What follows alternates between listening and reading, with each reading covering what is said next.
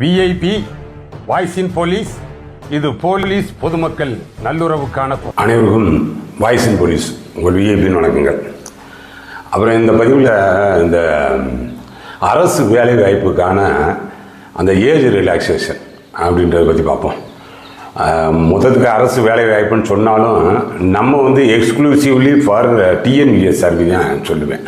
இப்போ மற்ற அந்த டிஎன்பிஎஸ்சி கூட நீங்கள் 35 வயசு வரைக்கும் கூட எழுதலாம்னு நினைக்கிறேன். குரூப் 2 அந்த குரூப் 1 இதெல்லாம் வந்து ஏஜ் கூடவே இருக்குது. அதில் வந்து இந்த கோவிட்-19க்கு பிறகு அந்த 5 இயர்ஸ் கொடுத்தாங்க பார்த்தீங்களா, 2 இயர்ஸ் ஏஜ் ரிலாக்ஸேஷன். அதுக்கு கூட அவ்வளோ இம்பார்ட்டன்ஸ் இல்லை. பட் போலீஸில் அது கான்ஸ்டபிளாக இருக்கட்டும், எஸ்ஐயாக இருக்கட்டும், அந்த ஏஜ் ரிலாக்ஸேஷன் ரொம்ப ரொம்ப மஸ்ட்டு. இப்போ வந்து இவங்களுக்கு அந்த ஜிஓஎம்எஸ் நம்பர் 91 நாள் 13/9/2021 அப்போ ஆரம்பிச்சிச்சுல, அது வந்து இப்போ வரக்கூடிய இந்த 12/9/2026 அதோட முடியுதுன்னா நீங்கள் இப்போ இதனுடைய நோக்கம், நீங்கள் ஏஜ் ரிலாக்ஸேஷன் கொடுத்ததனுடைய நோக்கம் நிறைவேறி இருக்கான்னு சொல்லி பார்த்துக்கோங்க. அந்த 2 இயர்ஸை நம்ம ஏஜ் ரிலாக்ஸேஷன் கொடுத்தீங்க, அது 5 ஆண்டுக்கு கொடுத்துருக்கீங்க. அதுக்குன்னு ஒரு நோக்கம் இருக்கும்ல, எதுக்காக நம்ம கொடுத்தோம் அப்படின்னு சொல்லி. இப்போ வந்து இந்த இதுக்கு வந்து எம்எல்ஏ எம்பி தொகுதி, அதில் வந்து ரிசர்வ் தொகுதின்னு சொல்லி இருக்குது பார்த்தீங்களா, எஸ்சி எஸ்டி பீப்புள் தான் நிற்பாங்கன்னு. அது ஒன்ஸ் இன் 10 இயர்ஸுக்கு ஒருக்கா ரிவ்யூ பண்ணுவாங்க. அப்புறம் இன்னுமே வந்து அந்த பகுதியினுடைய அந்த அடித்தட்டு மக்களுடைய வாழ்வாதாரம் இன்னும் முன்னேறலை, இன்னும் இருக்கணும்னு சொல்லி எக்ஸ்டெண்ட் பண்ணுவாங்க. அதுக்காக 10 வருஷம் முடிஞ்சோன்னு க்ளோஸ் பண்ண மாட்டாங்க. ஆனால் ஒன்ஸ் இன் 10 இயர்ஸ் அது அப்படியே ரெனியூவல் ஆகும். அது மாதிரி தான் இதை பார்க்கணும். டிஎன்பிஎஸ்ஆர்பியில் எத்தனை வட்டம் எடுத்தீங்க? டிஎன்பிஎஸ்ஆர்பியில் கான்ஸ்டபிள் செலெக்ஷன் எத்தனை வட்டம் எடுத்தீங்க? இந்த எஸ்ஐ செலெக்ஷன் எத்தனை தடவை எடுத்தீங்க அப்படின்றத பார்த்தோம்னா மொத்தத்துக்கு 3 செலெக்ஷன் போலீஸ் செலெக்ஷன் போயிருக்கு. அந்த எஸ்ஐ செலெக்ஷனில் வந்து அந்த 2021 ஆட்சிக்கு வந்தோடனே போனாங்கல்ல, ஆட்சிக்கு வந்தோடனே போனாங்கன்னா அப்போ முந்தைய அரசு எடுத்தது, இவங்க வந்தோடனே அனுப்பிச்சி வச்சாங்க. அப்புறம் இவங்க வந்தோடனே கால்ஃபார் பண்ணி 2023 இப்போ ஜனவரியில் இப்போ ட்ரைனிங் போனாங்க 2026. அப்போ 3 வருஷம் ஆச்சு. இந்த 5 ஆண்டு நீங்கள் கொடுத்த இந்த காலகட்டத்தில் எஸ்ஐ 2 பேட்ச் உள்ளே போயிருக்கு. ஆனால் அந்த 2021 ஒன்று 2023 ஒன்று. அப்போ இந்த எதுக்காக நீங்கள் கொடுத்தீங்களோ அந்த இளைஞர்கள் அப்படியே தானங்க இருக்காங்க. அது உங்களது நிர்வாக திறமையின்மை காரணமாக அந்த நோக்கம் நிறைவேறலை. அப்புறம் கடைசியில் ஆஸ்பிரன்ஸ் பாதிக்கிற மாதிரி அது இதோட முடிஞ்சுங்க 12/9/2026 அப்படின்னு சொல்கிறீங்க. முதல்வர் கவனத்துக்கு இது கட்டாயம் போகணும். இப்போ வந்து இந்த கடந்த மே 31/5/2026 5000 பேர் இதில் வந்து ஓய்வு சூப்பர் அனிவேஷனில் பணி ஓய்வு பெற்றவர்கள் 5000 பேர் எல்லா துறையிலையும். அப்படின் போது ஒவ்வொரு வருடமும் வந்து அவர் பாட்டாளி மக்கள் தலைவர் அவர் அன்புமணி ராமதாஸ் அறிக்கை விட்டிருந்தார் பாருங்க. ஒவ்வொரு வட்டமும் வந்து அந்த ஓய்வு பெறுபவர்களுடைய எண்ணிக்கை அதிகமாகிக்கிட்டு இருக்கு. நீங்கள் 50,000 பேர் ரெக்ரூட் பண்ண வேண்டியது இருக்கு, எது வருஷத்துக்கு ஒன்றுக்கு. ஆனால் 5000 பேர் கூட பண்ண மாட்டீங்க அப்படின்ற மாதிரி சொன்னார். அதுதான் உண்மை. ஆனால் அது குறிப்பாக காவல்துறையில் இப்போ இந்த முதல்வர் அறிவிச்சிருக்கிறார்ல அந்த சிங்கப்பெண் திட்டம், கட்டாயம் வந்து அதில் என்ன சொல்கிறாரு, அந்த சிங்கப்பெண் படையில் இருக்கக்கூடியவர்கள் மற்ற இதர லேண்ட் ஆர்டர் டியூட்டிக்கோ மற்ற பந்தோபஸ்து டியூட்டிக்கோ பயன்படுத்தப்பட மாட்டார்கள் அப்படின்றாங்க. இப்போ சிங்கப்பெண்ணுக்கு ஆள் எடுத்துட்டீங்களா, நீங்கள் லேண்ட் ஆர்டரில் இருக்கிற ஆளத்தை இதுக்கே கொண்டு வர போகிறீங்க. லேண்ட் ஆர்டரில் இருக்கணும், இல்லைன்னா அந்த ஏஆரில் இருக்கக்கூடிய பெண்கள். ஆனால் இப்போ பட்டாலியனில் அவ்வளோ பெண்கள் இருக்காங்களா என்னன்னு தெரியல. ரொம்ப காலத்துக்கு முன்னாடியே நிறுத்திட்டீங்க. இல்லை இப்போ தான் இந்த 2/2025 நோட்டிஃபிகேஷனில் பட்டாலியனுக்கான உமன் போலீஸ் இருக்குன்னு நினைக்கிறேன். அதனால் நீங்கள் சிங்கப்பெண்ணுக்கு தனியாலாம் எடுக்கலை, இனிமேல் எடுக்கிறதுல கூடுதலாக வந்து உமன் ஸ்ட்ரென்த்தை இன்க்ரீஸ் பண்ண போகிறீங்க. அதனால் நீங்கள் இதுக்குள்ளே இருக்கக்கூடிய இதே 1,30,000 போலீஸ் ஸ்ட்ரென்த் இருக்குது பார்த்தீங்களா, இதுக்குள்ளேயே தான் நீங்கள் எத்தனை பிரிவு ஓப்பன் பண்ணாலும் இதைத்தையும் பிரிக்க போகிறீங்க. அதனால் அது கட்டாயம் வந்து பாதிக்கும், லேண்ட் ஆர்டர் பாதிக்கும். ஒரு நாள் ஷோ பண்ணலாம், சிங்கப்பெண் நிகழ்ச்சி துவக்க விழா அது இதுன்னு சொல்லி ஒரு நாள் ஷோ பண்ணலாமே தவிர ப்ராக்டிக்கலாக இங்கே வந்து நிற்கணும்ல, யாரை வச்சு நிறுத்துவீங்க? அதனால் அதெல்லாம் சாத்தியம் கிடையாது. அதில் நீங்கள் எடுக்காத காரணத்தினால ஏகப்பட்ட இளைஞர்கள் அந்த நீங்கள் சலுகை கொடுத்தும் பயன்படுத்தப்பட முடியாத நிலையில தான் இருந்தாங்க. இப்போ இந்த நம்ம தமிழ்நாடு அரசோட சேர்ந்து வந்த மேற்கு வங்க அரசு இந்த எலெக்ஷனில் ஜெயிச்சு வந்த அரசு மேற்கு வங்க முதல்வர் அவர் மாண்புமிகு சுவேந்து அவர் வந்த உடனேயே அரசு பணியாளர்களுக்கான உச்ச வயது வரம்பு உயர்வு அப்படின்றார். மேற்கு வங்கத்தில் அரசு பணியாளர்களுக்கான உச்ச வயது வரம்பு 5 ஆண்டுகள் உயர்த்தி அப்படின்ட்டார். 5 ஆண்டுகள் உயர்த்தி அப்படின்னா தொடர்ச்சியாக 45 வயசு வரைக்கும் அங்கே சேரலாமா குரூப் சி அண்ட் டிலாம். ஆனால் அப்போ ஏற்கனவே நல்லாவே ஹைக்கில் இருக்கும் போல இப்போ இன்னமும் கூட ஒரு 5 ஆண்டுகள் உயர்த்துறாரு. அப்போ அப்படித்தாங்க வேலை வாய்ப்பின்மையை நீங்கள் அந்த இளைஞர்கள் மத்தியில் வேறு தாட்ஸ் இல்லாத அளவுக்கு கொண்டு போகணும் அப்படின்னா வெறும் 25 வயசுக்குள்ள வேலைக்கு சேரும் 30 வயசுக்குள்ள வேலைக்கு சேருன்னா நீங்கள் ரொட்டீனாக எடுத்தா தானே வேலை வாய்ப்பு கொடுத்து நீங்கள் 30 வயசுக்குள்ள சேர்க்க சொன்னீங்கன்னா அந்த காம்படிஷன் கரெக்டாக வரும். நீங்கள் ரெக்ரூட்மெண்ட்டுக்கான அனௌன்ஸ்மெண்ட்டே கிடையாது, நோட்டிஃபிகேஷன் கிடையாது, டிஎன்யூஎஸ்ஆர்பி ஏதோ பேருக்கு உட்காந்துருக்கு. அதனால அந்த கணக்கில் வச்சுக்கிட்டு அதில் பாதிக்கிறவங்க 5 வருஷம் முடிஞ்சு போச்சு, 5 வருஷம் 10 வருஷம் கொடுத்தா கூட ரிலாக்ஸேஷன் 10 வருஷம் கொடுத்தா கூட நீங்கள் நோட்டிஃபிகேஷன் விட்டால் தானே வேலைக்கு போக முடியும். நோட்டிஃபிகேஷனே இல்லையே, அப்போ அதை சரி பண்ணணும்ல.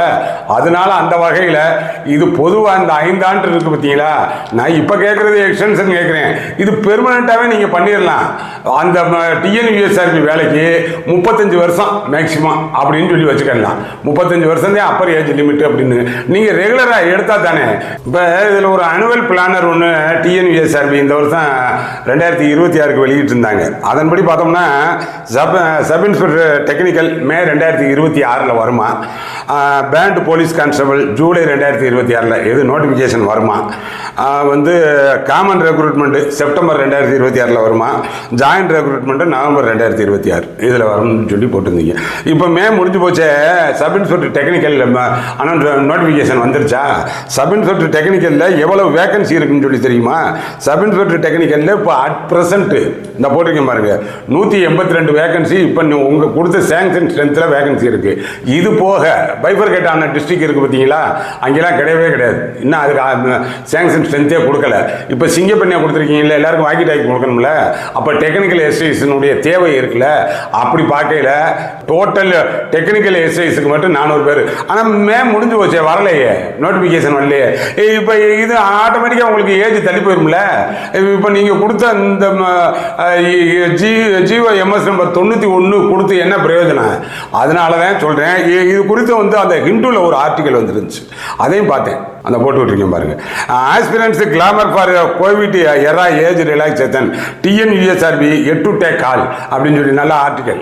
ஏன்னா அதுலேயும் இதைத்தான் மையப்படுத்தி போட்டிருந்தாங்க. ஏன்னா என்ன நோக்கத்துக்காக ஒரு ஜிஓவோ ஒரு சட்டமோ ஒரு உத்தரவோ இந்த மாதிரியான ரிலாக்ஸேஷனோ கொடுக்குறோமோ அந்த நோக்கம் நிறைவேற்றப்பட்டிருக்கிறதா அப்படின்றதான் கேள்வி. நிறைவேற்றப்படலை. அதனால டிஎன்யூஎஸ்ஆர்பியினுடைய அந்த வேலை திறன், அங்கே இருக்கக்கூடிய அந்த திறமையின்மை, அது வேணும்னே இருக்கீங்களா லெத்தார்ஜிக்கா, இல்லைன்னா உங்களுக்கு தெரிஞ்சதே அவ்வளோதானே. ஒரு ரிசல்ட் போட்டால் உருப்படியாக போட தெரியல, கோர்ட்டுக்கு போகாமல் உங்கள் ரிசல்ட் வந்ததே கிடையாது. இது மாதிரியான சிக்கல்கள் எது நோட்டிஃபிகேஷன் வந்த உடனே கோர்ட்டு கேத்துன்னு சந்திக்க ஆரம்பிச்சிருவீங்க. ஆனால் அதனால் இப்போ இந்த மாதம் 30/6 அவங்க இதற்கு முன்னாடி சேர்மனாக இருந்து இப்போ ஃபயர் சர்வீஸில் டைரக்டராக இருக்கக்கூடிய திருமதி சீமா அகர்வால் மேடம் ஏன்னா ஓய்வு பெறுறாங்க. அவங்க சூப்பர் அனிவேஷன் ஓய்வு பெறுறாங்க. அவங்கள அப்படியே டிஎன்யூஎஸ்ஆர்பிக்கு சேர்மனாக பண்ணுங்க. ஓய்வு பெற்ற அதிகாரி இப்போ ஒருத்தர் இருக்கிறாரு, ஆனால் ஓய்வு பெற்ற அதிகாரி இருக்கிறாருன்னு சொல்லி சீனுக்கு தெரியும், அப்புறம் கண்ணுக்கு தெரிய மாட்டார். ஆனால் அது இன்விசிபிளாக இருப்பார். அதனால் அப்படி இல்லாமல் நீங்கள் இவங்களை போடுங்க. இந்த டிஎன்யூஎஸ்ஆர்பியில் இவர்கள் அந்த 2023 எஸ்ஐ செலெக்ஷன் நேரத்தில் இவங்க இருந்து மிகச்சிறந்த நடவடிக்கைலாம் எடுத்தாங்க அப்படின்ற ஒரே காரணத்துக்காகவே மாற்றப்பட்டாங்க. நல்ல நடவடிக்கை எடுத்தார்கள். அவங்க தான் யூபிஎஸ்சி மாதிரியே கொண்டு வந்துருவான் அப்படின்ற ஒரு சில பிளான் வகுத்தாங்க. அந்த ஒரே காரணத்துக்காகவே மாற்றப்பட்டாங்க. அப்புறம் அதுக்கடுத்து எங்களை ஏடிஜிபி அவங்க மேடம் கல்பனா நாயக் மேடம் இருந்தாங்க. அப்படியே அது பாட்டுக்கு இப்போ அனாமத்தா அவங்க இருந்த ரூமு தீப்பிடிக்குது. ஆனால் இப்படிலாம் குளறுபடி நடந்துச்சு. இந்த முதல்வர் பதவி ஏற்றோன்னு சொன்னார், எந்த தலையீடு இல்லாமல் சுதந்திரமான நிர்வாகம் இருக்கும்னு. அந்த சுதந்திரமான நிர்வாகத்துக்கு இந்த அம்மாவை கொண்டு வாங்க, சேர்மனாக கொண்டு வாங்க. ஏன்னா டிஎன்யூஎஸ்ஆர்பிக்குள்ளேயெல்லாம் போய் அரசியல் ரீதியான தலையீடு இருந்துச்சுன்னு வைங்க, மொத்த காவல்துறையே விளங்காது. திரும்ப திரும்ப திரும்ப நம்ம சொல்கிறது மாதிரி இதெல்லாம் நாற்றாங்கால் மாதிரி. டிஎன்யூஎஸ்ஆர்பிக்கு நல்ல நம்பர் 1 இருக்கக்கூடிய ஆட்கள், ஹானஸ்ட் ஆஃபீஸரு, நிர்வாக திறமை இருக்கக்கூடியவங்க அங்கே இருக்கணும். இந்த மாதிரியான இதெல்லாம் பார்த்து பார்த்து போடுறேன். எஃபிஷியன்ட் ஆஃபீஸர்ஸ் தான் இப்போ போலீஸ் ஆஃபீஸர்ஸ் போட்டுக்கிட்டு இருக்கேன்னு சொல்லி மாண்புமிகு முதல்வர் ஓப்பனாக வந்து வெளியில் சொன்னார். ஆனால் அந்த அளவுக்கு தேர்வு செய்யப்படும் பொழுது இவங்களை நம்ம பரிந்துரைக்கிறோம். நம்ம சேனல் சார்பாக இந்த மேடம் இருந்த வரைக்கும் மிக சிறப்பாக இருந்துச்சு. தவறுக்கு துணை போக மாட்டாங்க. இப்பயும் கூட ஃபயர் சர்வீஸில் ரொம்ப காலத்துக்கு பிறகு அந்த ஃபயர் சர்வீஸ் மென்னு எல்லாருமே எனக்கு ஃபோன் பண்ணி சொல்கிறாங்க, அந்த லஞ்சம் இல்லாத டிரான்ஸ்ஃபர் இப்போ தான் நடந்திருக்கான். அதனால் அப்போ தெரியுதுல, அந்த அளவுக்கான ஒரு ஒழுங்குக்கு கொண்டு வந்துடுவாங்க.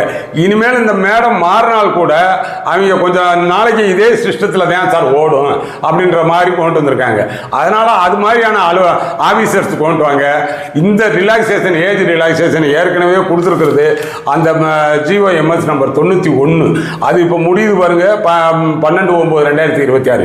அதை இப்போதைக்கு எக்ஸ்டெண்ட் பண்ணுங்க. ஆனால் நிரந்தரப்படுத்துங்க. 35-40 வயசு வரைக்குமே காவல்துறையில் சேரலாம்னு வைங்க. ஏன்னா உங்களால் வருஷத்துக்கு ஒருக்கா எடுக்க முடியலை. எடுத்தால் மட்டும்தான் நீங்கள் அந்த ஏஜ் அப்பர் ஏஜ் லிமிட் 30 அப்படின்னு சொல்லி வைக்கலாம். அதே எடுக்க முடியல, அப்போ 35 கொண்டு வந்துடணும். எடுக்க முடியலையா 40 கொண்டு வந்துடணும். அதுக்குள்ளே 40க்குள்ளே ஏதோ செட்டில் ஆவாங்க. அதையும் தாண்டி வந்து சேர்ந்தா சேரட்டும். இப்போ என்ன இருக்குது, இந்த வெஸ்ட் பெங்காலில் அறிவிச்சிருக்கிறார்கள் 40 வயசு வரைக்கும். அது மாதிரி இருக்கட்டும் அப்படின்ற விஷயத்துக்காக தான் பகிர்ந்துக்கிட்டேன். பார்த்துக்கோங்கப்பா, இது முழுக்க முழுக்க ஏஜ் ரிலாக்ஸேஷனுக்காக நான் போட்ட பதிவு. ஆனால் அப்புறம் மற்ற இதுக்கெல்லாம் போடுவோம். அப்போ எப்போ போட்டுக்கிட்டு இருப்போம், ஒரு பதிவு போட்டோம்னா அதிலே எல்லாத்தையும் கொண்டு வந்து என்னால் சொல்ல முடியாது. இதுக்கே எவ்வளோ நேரம் ஆயிடுச்சுன்னு சொல்லி பார்த்தீங்கல்ல. அதனால் பார்ப்பேன். நம்ம சேனல் இன்னும் சப்ஸ்கிரைப் பண்ணல, என்ன பண்ணிக்கிங்க. அடுத்தடுத்த நல்ல பதிவுகளில் பார்ப்போம். வணக்கம்.